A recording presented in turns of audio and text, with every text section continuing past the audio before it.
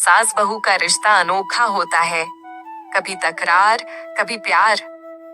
जहां तो पीढ़ियां टकराती हैं, वहीं समझदारी और अपनापन भी जन्म लेता है। क्या नफरत को प्यार में बदला जा सकता है? आइए सुनते हैं एक ऐसी ही दिल छू लेने वाली कहानी। सास बहू की अनोखी कहानी। शहडोल गांव में वैद्य मोतीलाल का बड़ा नाम था। लोग दूर दूर से उनके पास इलाज के लिए आते थे। उनकी एक ही बेटी थी, पारो, जो पूरे गांव की लाडली थी। उसका ब्याह पास के गांव में सरपंच के बेटे से हुआ।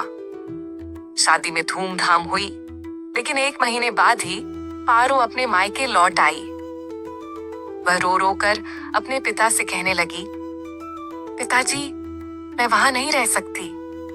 मेरी सास बहुत कठोर है, हर बात पर ताने मारती हैं, गालियां देती हैं, पूरा घर उन्हीं की सुनता है। या तो वो घर में रहेंगी या मैं। वैद्य जी ने बेटी को प्यार से समझाया, बेटा, रिश्तों को समय दो, सास भी माँ जैसी होती है। मगर पारो अड़ गई। अगर मुझे वापस भेजना है तो मुझे ऐसा जहर दीजिए कि सास को धीरे धीरे मार सके। वैद्य जी मुस्कुराए और बोले, ठीक है, मैं तुम्हें ऐसा ही जहर दूंगा, लेकिन याद रहे किसी को शक ना हो। इसीलिए तुम सास के साथ प्यार से पेश आओगी, उनकी सेवा करोगी और हमेशा मीठे शब्द बोलोगी। पारो मान गई। वह ससुराल लौटी और रोज सासू माँ के खाने में वैद्य जी द्वारा दिया गया पाउडर मिलाने लगी। अब सास कुछ भी कहती, पारो बस मुस्कुरा देती। धीरे धीरे सास का भी मन बदलने लगा। वह बहू की तारीफ करने लगी। पारो रात को उनके पैर दबाने लगी, तेल मालिश करने लगी। अब वह सास नहीं, माँ बन चुकी थी। एक दिन पारो को एहसास हुआ कि उसने अपनी सास से कितना प्रेम करना शुरू कर दिया है। उसकी आंखों में आंसू आ गए। वह भागी भागी अपने पिता के पास पहुंची। पिताजी, मैं बहुत बड़ी गलती कर चुकी हूँ। सासू माँ अब मुझे सगी माँ जैसी लगती है। कृपया मुझे उस जहर का तोड़ दीजिए। वैद्य जी जोर से हंस पड़े। बेटा, घबराओ मत, वह जहर नहीं, बस काला नमक और जीरा था, जो सेहत के लिए अच्छा होता है। असली बदलाव जहर से नहीं, तुम्हारे व्यवहार से आया है। पारो ने आंखों में आंसू भरकर पिता को गले लगा लिया। वह समझ चुकी थी कि दुनिया को बदलने का सबसे अच्छा तरीका ये है कि हम खुद बदलें। सीख, जैसा व्यवहार हम दूसरों के साथ करते हैं, वैसा ही हमें लौटकर मिलता है। प्यार से नफरत को भी जीता जा सकता है। अगर आप सास बहू की ये कहानी सुनकर आपकी आंखें सजल हो उठेंगी। कुछ रिश्ते बहुत मीठे होते हैं, बस बातें कड़वी होती हैं। बहू कहाँ मर गई? अंदर से आवाज, जिंदा हूँ माँ जी। तो फिर मेरी चाय क्यों अभी तक नहीं आई? कब से पूजा करके बैठी हूँ, ला रही हूँ माँ जी। बहू चाय के साथ भजिया भी ले आई। सास ने कहा, तेल का खिलाकर क्या मरोगी? बहू ने कहा, ठीक है माँ जी, ले जाती हूँ। सास ने कहा, रहने दे, अब बना दिया है तो खा लेती हूँ। सास ने भजिया उठाई और कहा, कितनी गंदी भजिया बनाई है तुमने। बहू, माँ जी मुझे कपड़े धोने हैं, मैं जाती हूँ।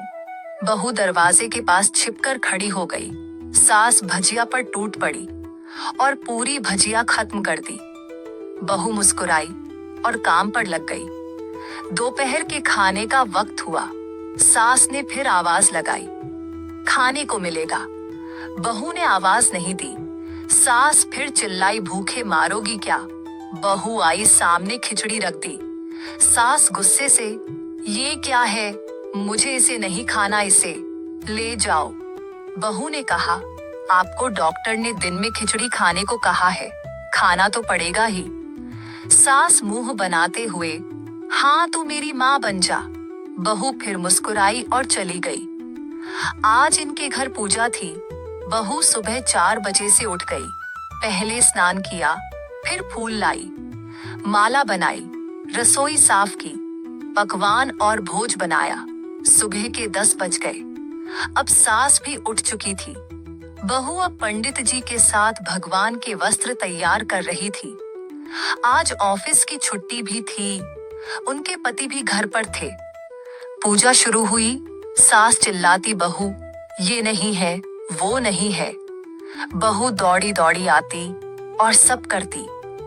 अब दोपहर के 3 बज गए थे। आरती की तैयारी चल रही थी।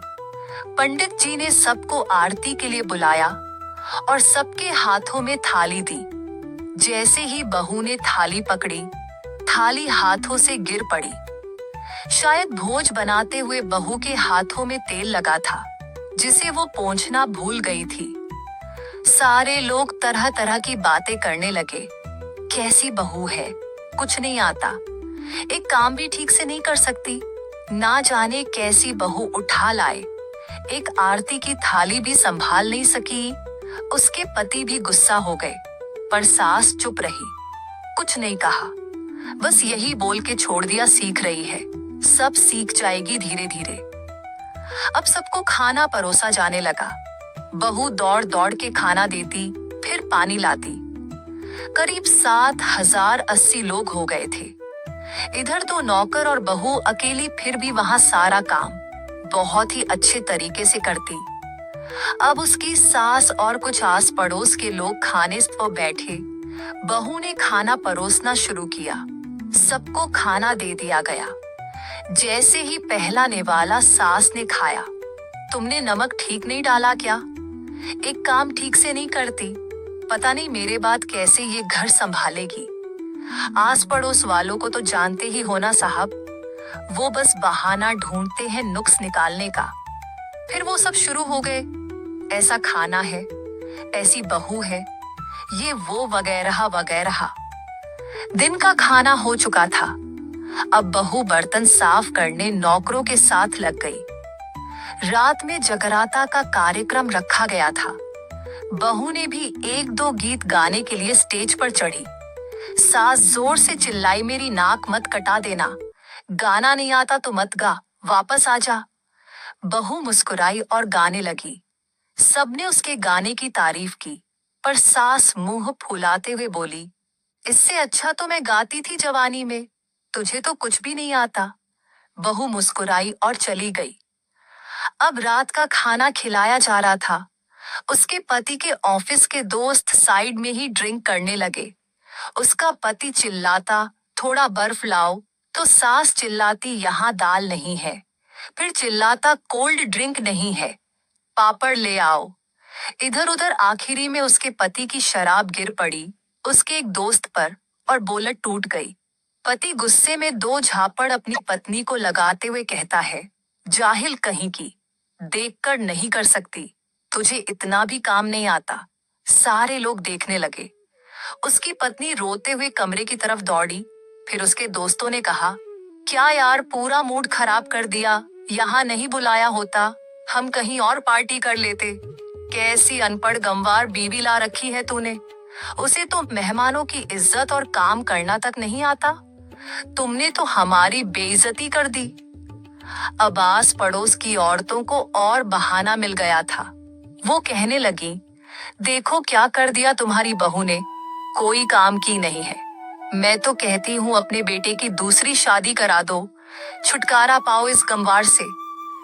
सास उठी और अपने बेटे के पास जाकर उसे थप्पड़ मारा और कहा, अरे नालायक, तुमने मेरी बहू को मारा, तेरी हिम्मत कैसे हुई, तेरी टांग तोड़ दूंगी। उसके बेटे के दोस्त कुछ कहने ही वाले थे कि उसकी माँ ने घूरते हुए कहा, चुप, बिल्कुल चुप, यहाँ दारू पीने आए हो, जबकि पता है आज पूजा है और तुम्हें पार्टी करनी है। कैसे संस्कार दिए हैं तुम्हारे माता पिता ने। और किसने मेरी बहू को जाहिल बोला, जरा इधर आओ, चप्पल से मारूंगी अगर मेरी बहू को किसी ने शब्द भी कहा तो। अरे पापी, तूने उस लड़की को बस इसलिए मारा कि तेरी शराब टूट गई। पापी, वो बच्ची सुबह 4 बजे से उठी है, घर का सारा काम कर रही है, ना सुबह से नाश्ता किया, ना दिन का खाना खाया, फिर भी हंसते हुए सबकी बातें सुनते हुए, ताने सुनते हुए घर के काम में लगी रही। तेरे यार दोस्तों को वो अच्छी नहीं लगी, जूते से मारूंगी तेरे दोस्तों को जो कभी उन्होंने ऐसा कहा। उसके यार दोस्त चुपके से खिसक लिए। अब सास बहू के कमरे में गई और बहू का हाथ पकड़कर बाहर लाई। सबके सामने कहने लगी, किसने कहा था अपनी बहू को घर से निकाल के दूसरी बहू ले आना? जरा सामने आओ। कोई सामने नहीं आया। फिर सास ने कहा, तुम जानते भी क्या हो इस लड़की के बारे में? ये मेरी माँ भी है, बेटी भी। माँ इसलिए मुझे गलत काम करने पर डांटती है और इसलिए कभी कभी मेरी दिल की भावनाएं समझ जाती हैं।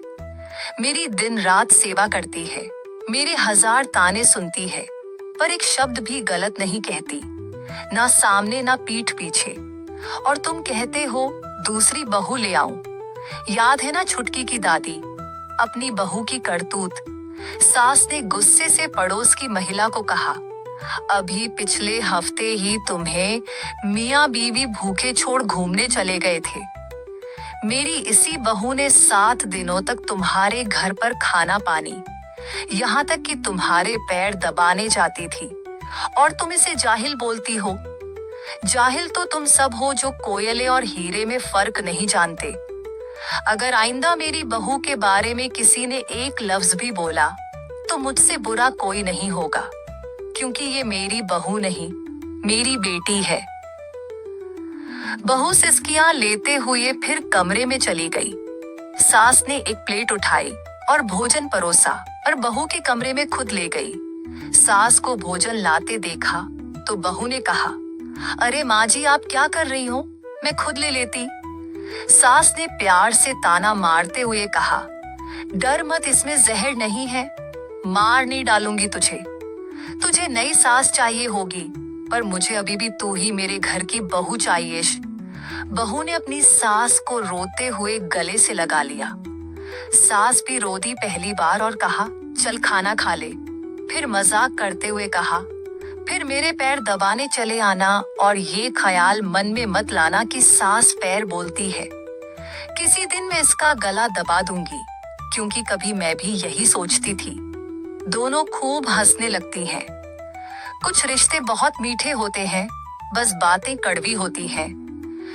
कहानी सास की चालाकी।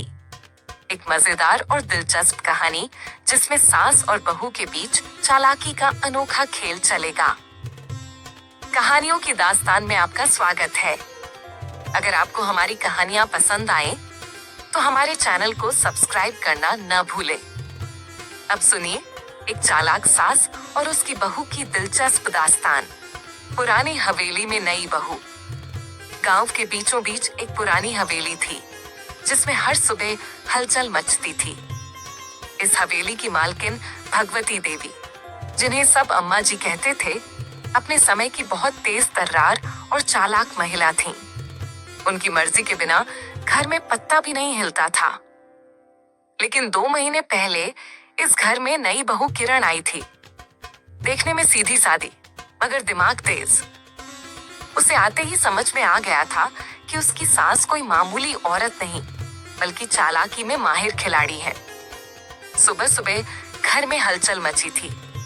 रसोई से चाय की महक आ रही थी। अम्मा जी अपनी चारपाई पर बैठी थीं और उनके हाथ में एक पंखा था जिसे वह जोर जोर से चल रही थीं।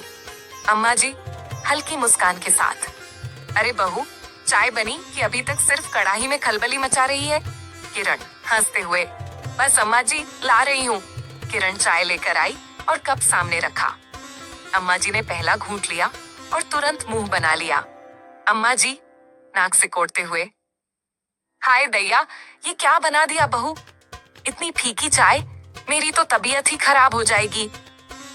किरण हैरानी से, पर अम्मा जी आपने ही तो कहा था कि आप बिना शक्कर की चाय पीती हैं।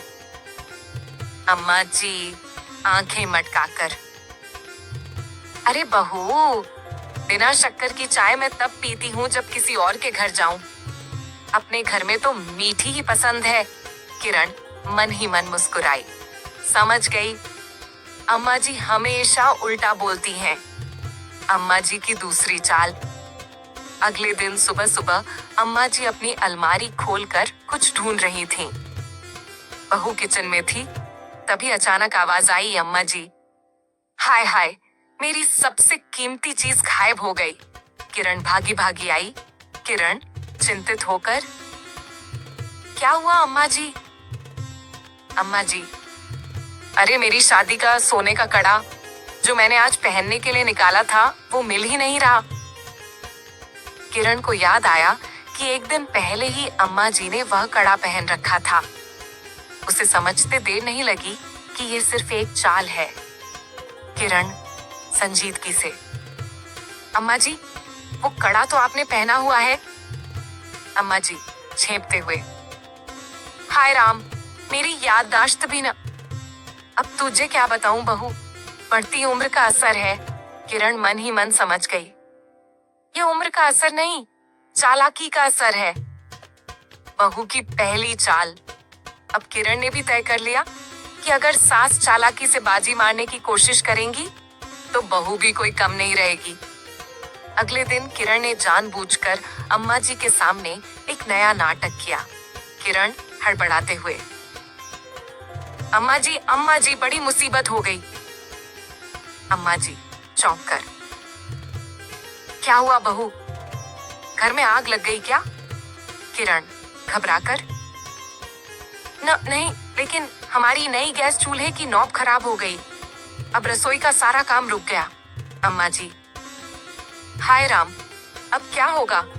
किरण चालाकी से, अब तो अम्मा जी हमें चूल्हे पर ही रोटियां बनानी पड़ेंगी। अम्मा जी आंखें बड़ी करके, अरे बहू, मुझे चूल्हे का धुआं बिल्कुल नहीं भाता।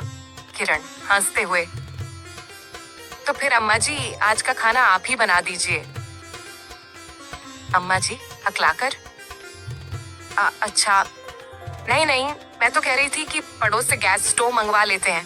किरण मन ही मन हंस पड़ी। आज पहली बार सास को उसकी ही चाल में फंसते देखा था। अम्मा जी का आखिरी दाम। अम्मा जी ने तय कर लिया कि बहू को अब फिर से अपनी चाल में फंसाना ही पड़ेगा। रात को उन्होंने जानबूझकर बहू से कहा, अम्मा जी, बहू, कल सुबह जल्दी उठकर जरा आंगन में झाड़ू लगा देना। किरण मुस्कुराकर, जी अम्मा जी। अगली सुबह जब अम्मा जी उठी तो उन्होंने देखा कि बहू चाय पी रही थी, मगर आंगन में झाड़ू नहीं लगा था। अम्मा जी गुस्से में, हाय राम, बहू तूने झाड़ू नहीं लगाया। किरण मुस्कुराकर, अम्मा जी, कल ही तो आपने कहा था कि मैं जो कहूं तुम उसके उलट किया करो। अम्मा जी सन्न रह गईं। अम्मा जी आंखें मटकाकर, हाय री बहू, अब तू भी मेरी चालाकी में चालाक हो गई। किरण हंसकर, अम्मा जी, सिखाने वाली आप हैं और सीखने वाली मैं। अम्मा जी ने बहू को गले लगा लिया। आज पहली बार दोनों के रिश्ते में प्यार झलकने लगा था। चालाकी का यह खेल अब हंसी मजाक में बदल चुका था। कहानी का निष्कर्ष, रिश्ते सिर्फ चालाकी से नहीं चलते, कभी कभी दिल भी लगाना पड़ता है। अब अम्मा जी और किरण दोनों की चालाकी की लड़ाई खत्म हो चुकी थी और उनका रिश्ता पक्की दोस्ती में बदल चुका था। नमस्कार, आप सुन रहे हैं कहानियों की दास्तान। आज की कहानी है अमीर बहू गरीब सास। यह कहानी एक बहू के आत्मसम्मान, संघर्ष और हिम्मत की है। जब रिश्तों में लालच घुस जाए तो क्या इंसान सिर्फ सहता रहता है या फिर अपने हक के लिए आवाज उठाता है? सुनिए यह खास कहानी पूरी भावनाओं और सच्चाई के साथ। अमीर बहू गरीब सास की कहानी।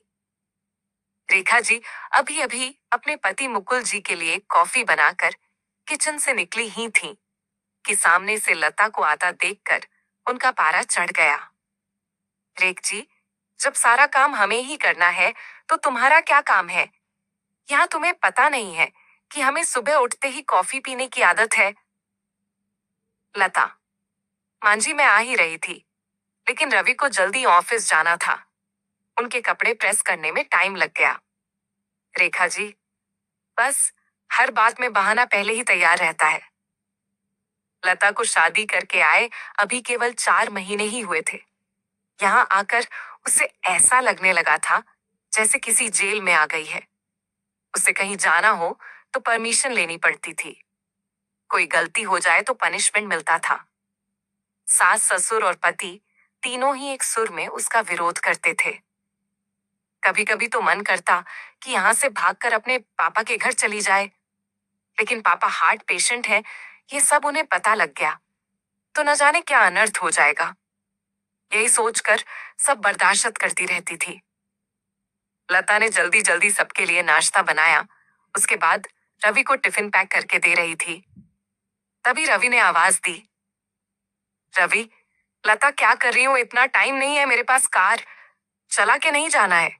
मेट्रो में कितना समय लगता है तुम्हें पता है। जरा सा लेट पहुंचो तो ऑफिस में सुनना पड़ता है। रवि की एक एक बात इस बात की ओर इशारा था कि उसके पिता ने कार नहीं दी थी, लेकिन वह अब सब सुन लेती है। पिता को कैसे बताए कि जिन्हें आपने उसका जीवन साथी चुना था वह पैसों का लालची है। एक दिन शाम को रवि घर आया तो उसने अपने पापा से बात की, रवि, अब मुझसे नौकरी नहीं होती। वो आपके पुराने दोस्त शर्मा जी मोटर पार्ट बनाते हैं। मैं चाहता हूं कि उसकी सप्लाई शुरू करूं। पापा, लेकिन बेटा, उसके लिए तो कम से कम 10 लाख रुपए चाहिए होंगे। वो कहां से आएंगे? रवि, वही सोच रहा हूं। तभी लता चाय बनाकर लाती है। रवि, लता, तुम अपने पापा से कुछ पैसे उधार ला सकती हो? लता का सब्र जवाब दे चुका था। रोज रोज के तानों से दुखी होकर उसने जवाब दिया, लता, रवि, मेरे पिता के भरोसे मत रहना। उन्होंने मेरी शादी करके अपना फर्ज पूरा कर दिया। अगर आपको नौकरी करने में दिक्कत है तो मुझे जॉब करने दो, दोनों मिलकर कमाएंगे। यह सुनकर रवि का पारा चढ़ गया। रवि, क्या बकवास कर रही हो? ज्यादा जुबान चलने लगी है। लता, रवि, मैं बहुत बर्दाश्त कर चुकी हूँ, इसलिए मैंने जॉब करने का फैसला किया है। रवि, नहीं, हमारे घर में ये सब नहीं होता। तुम्हें जॉब करनी है तो अपने घर चली जाओ। तथा लता, मुझे पता था आप यही कहेंगे। मैंने वकील से बात कर ली है, मैं जल्द ही तलाक ले लूंगी। ये सुनकर रवि और उसके पिता के हाथ पांव फूल गए। तभी रेखा जी वहां आ गईं। रेखा जी, देख लिया बहू को सिर पर चढ़ाने का नतीजा। निकाल दे इसको घर से बाहर।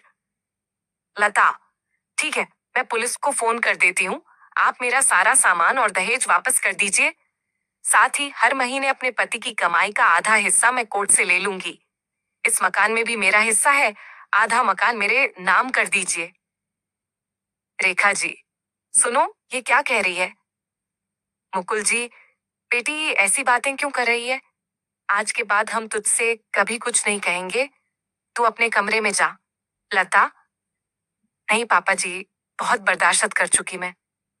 अब मुझसे ये दिन भर के ताने बर्दाश्त नहीं होते। आप लोग इतने लालची होंगे ये मैंने कभी सपने में भी नहीं सोचा था।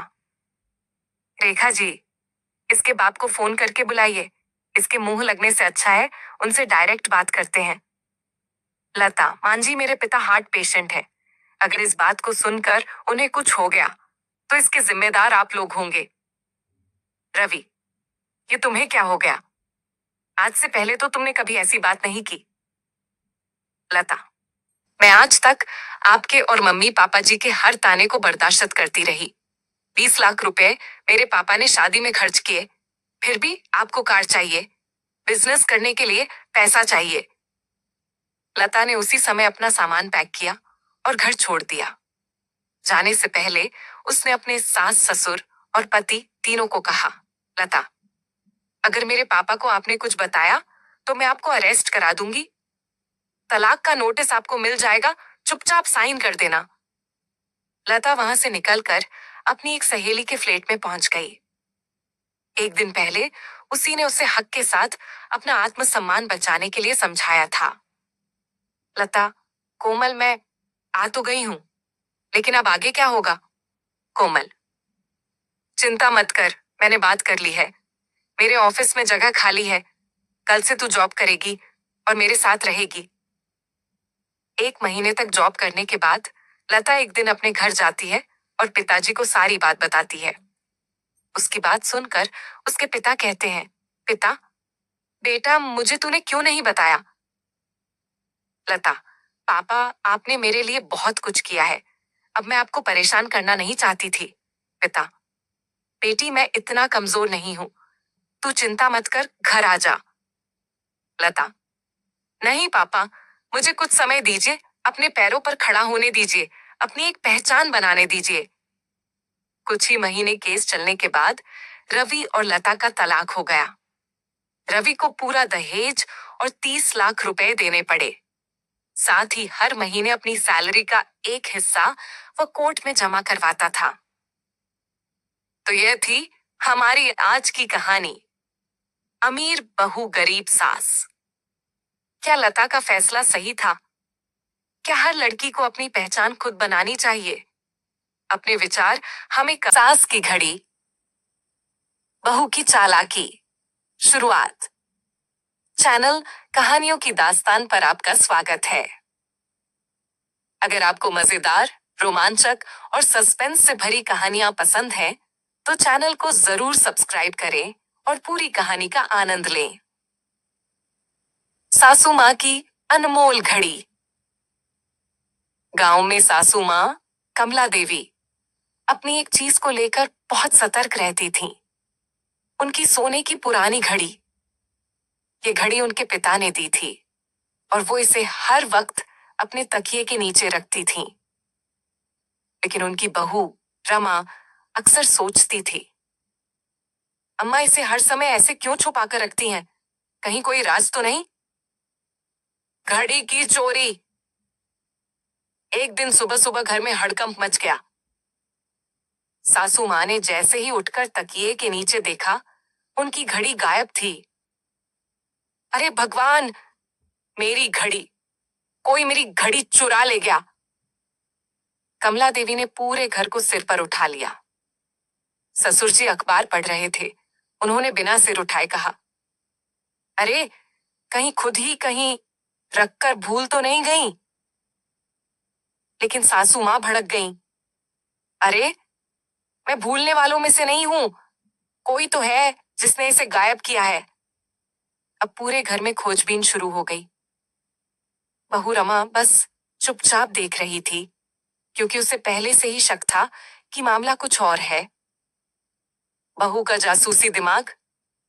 रमा को ध्यान आया कि कुछ दिन पहले सासू माँ ने पड़ोसन से कहा था, अरे मैं तो अपनी घड़ी कहीं बाहर नहीं ले जाती, सिर्फ सोते वक्त तकिए के नीचे रखती हूं। तो फिर घड़ी अचानक कहाँ गायब हो गई? रमा को यकीन था कि ये कोई बाहर का चोर नहीं था। उसने सोचा कि सासू माँ की पोल खोलनी होगी। बहू की चालाकी। रमा ने घर में सबको इकट्ठा किया और गंभीर आवाज में बोली, सासू माँ, अब कोई भी झूठ नहीं बोल पाएगा। सासू माँ चौंक गईं। मतलब? रमा बोली, मैंने अभी अभी गांव के ओझा को बुलाया है, वो आएंगे और चोर का नाम बता देंगे। सुनते ही सासू माँ का चेहरा फक पड़ गया। उन्होंने हड़बड़ाकर कहा, ओझा वोझा की कोई जरूरत नहीं है, वो घड़ी तो बस मैंने खुद ही रख दी थी। पूरे घर में ठाके लग गए। ससुर जी बोले, अच्छा तो चोरी हुई ही नहीं? सासू माँ झेप गईं और धीरे से बोली, अरे मैं बस देखना चाहती थी कि घर में सच में कोई भरोसे के लायक है या नहीं। अंत में रमा मुस्कुराई और बोली, अम्मा, घड़ी ही नहीं, भरोसा भी संभाल कर रखना चाहिए। इसके बाद सासू माँ और बहू के बीच तकरार कम हो गई और घर में हंसी खुशी का माहौल लौट आया। सास बहू का रिश्ता हमेशा से ही हमारे समाज का एक अनमोल हिस्सा रहा है। इसमें प्यार भी है, नोक झोंक भी, और कहीं ना कहीं सीखने सिखाने की भावना भी। आज की कहानी उसी अनमोल रिश्ते की एक मजेदार झलक है, जो आपको हंसाएगी और शायद कुछ सिखाएगी। सास बहू की मजेदार और दिलचस्प कहानी। कहानी सास बहू की नोकझोंक। बनारस का छोटा सा मोहल्ला, घनी गलियां, और हर गली में एक न एक छोटी सी कहानी छिपी हुई थी। इन्हीं गलियों में एक पुराना हवेली नुमा घर था, जहां रहती थी सावित्री देवी और उनकी बहू नेहा।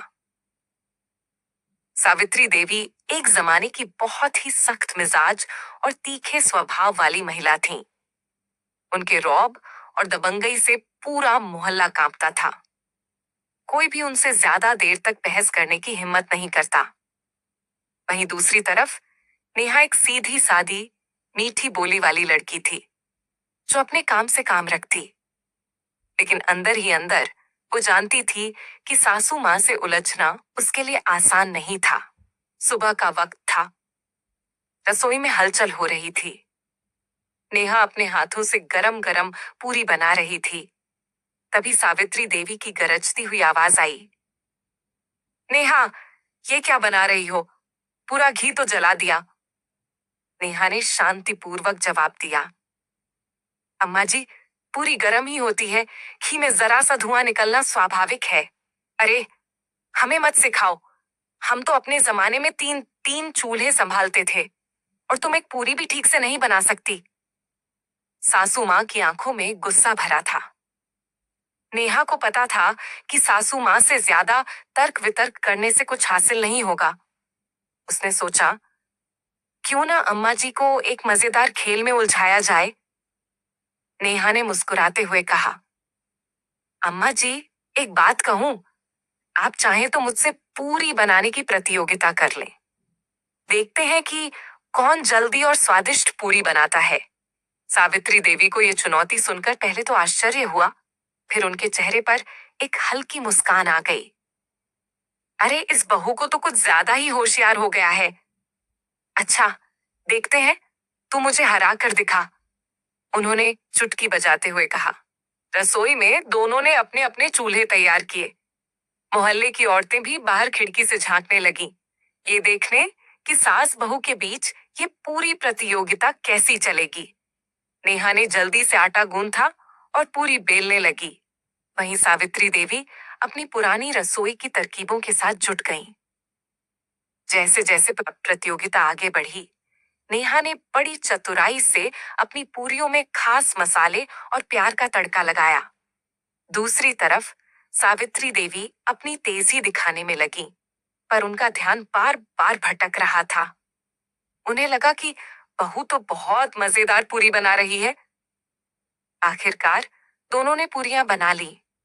मोहल्ले की औरतों ने फैसला सुनाया, नेहा की पूरियों में स्वाद ज्यादा था और सासू माँ की पूरियां थोड़ी कड़क हो गई थीं। सावित्री देवी ने खिसियाकर कहा, अरे, ये क्या मजाक है? हमारी पूरी थोड़ी ज्यादा ही सिंक गई। नेहा हंसते हुए बोली, अम्मा जी, मजाक नहीं। अब तो आपको मानना पड़ेगा कि बहुएं भी सास की तरह काबिल हो सकती हैं। सावित्री देवी ने बहू के हुनर को स्वीकारते हुए कहा, अरे हाँ, तुझे सिखाने की जरूरत नहीं, पर तुझसे सीखने में भी कोई हर्ज नहीं। इस खेल ने सास बहू के रिश्ते को नई ताजगी दे दी। अब जब भी नेहा रसोई में कुछ बनाती, सासू माँ साथ बैठकर मजे से बातें करती और मोहल्ले की औरतें कहती, ये सास बहू की जोड़ी है, एकदम लाजवाब। इस तरह एक छोटी सी पूरी की प्रतियोगिता ने दोनों के रिश्ते में मिठास घोल दी। और इस मजेदार और दिलचस्प सास बहू की मजेदार कहानी। एक छोटे से गांव में एक घर था, जिसमें सास बहू और उनका बेटा रहते थे। सास का नाम था रानी देवी और बहू का नाम था पूजा। रानी देवी बड़ी ही कठोर और घमंडी महिला थी, जबकि पूजा एक प्यारी और समझदार लड़की थी।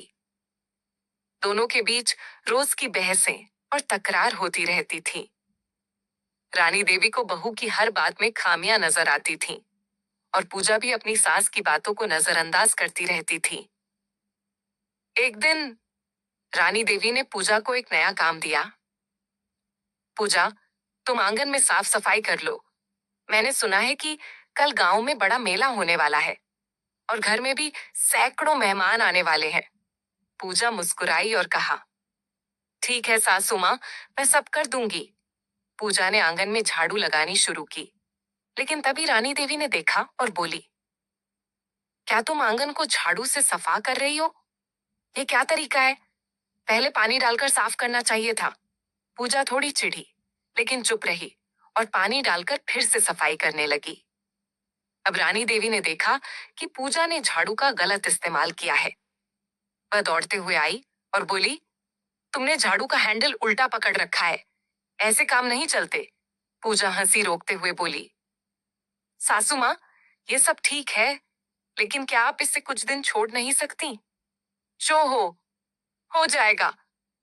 रानी देवी ने चुपचाप कुछ देर पूजा को देखा और फिर एक खिचड़ी सी मुस्कान के साथ बोली, देखो बहू, मैं तुम्हारी मदद के बिना खुद को कुछ नहीं समझ सकती।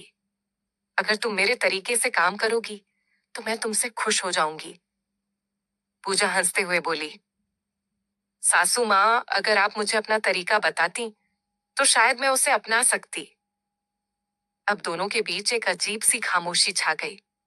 फिर रानी देवी ने सोचा, क्यों ना पूजा को एक छोटे से मजेदार खेल में उलझा दिया जाए। रानी देवी ने अगले दिन पूजा से कहा, कल हम दोनों मिलकर पत्तियों की एक खूबसूरत सजावट बनाएंगे।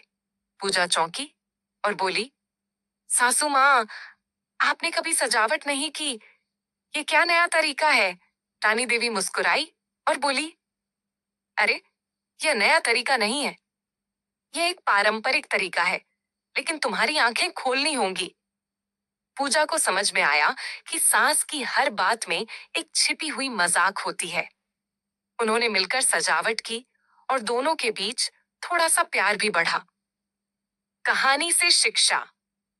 कभी कभी सास बहू के रिश्ते में तकरार होती है, लेकिन अगर दोनों एक दूसरे को समझने की कोशिश करें तो रिश्ते मजबूत हो सकते हैं। इस मजेदार और दिलचस्प कहानी का आनंद लेने के बाद आप हमारे अगले हफ्ते की बेहद खास कहानी का इंतजार कीजिए। एक ऐसी कहानी जो पूरे एक हफ्ते तक चलेगी और इसे हम 6 भागों में पेश करेंगे। हर दिन एक नया मोड़, नया रोमांच और नए राज खुलेंगे। तो हमारे चैनल कहानियों की दास्तान को अभी सब्सक्राइब करें, ताकि इस अनोखी यात्रा में आप हमारे साथ जुड़ सकें और कोई भी किस्सा आपसे छूट न जाए।